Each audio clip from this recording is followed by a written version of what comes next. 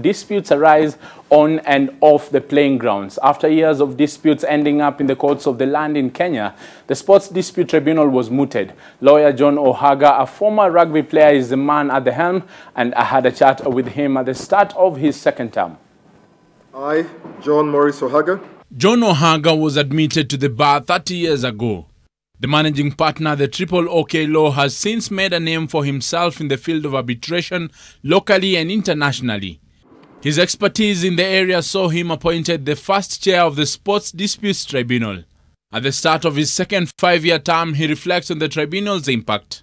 Our philosophy is to inculcate a proper governance in the management of sports through the various federations. And so what we seek to do is to ensure that every decision that we make sends a message in one way or the other to the fact that unless there is proper governance in the management of sports, we will strike down decisions that federations make. Because really, the way I see it, sports is about the livelihood of our young people. Can he stick to the grounds of appeal? Most recently, the tribunal waded into the Football Kenya Federation elections to huge impact. What guides some of his judgments, I ask? Well, what you want to see when you sit where I sit is you want to see a level playing field. You want to see that every candidate who aspires to office in an organization such as FKF is given the best possible opportunity, number one, to put forward his or her agenda, philosophy, manifesto, whatever it is, and to compete on a level playing field. So that eventually, when there is a winner declared, there's an acceptance of that winner.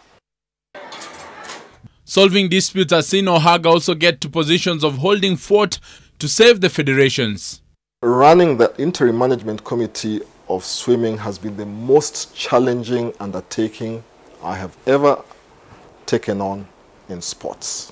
From his vantage point, Ohaga has a bird's eye view on what ails sports management in the country. Funding is actually at the bottom of what ails our sports in this country. Because the problem is that we approach management of sports with a poverty mentality. The Sports Act of 2013 envisioned the creation of a national sports lottery to tackle sports funding, but that remains a mirage.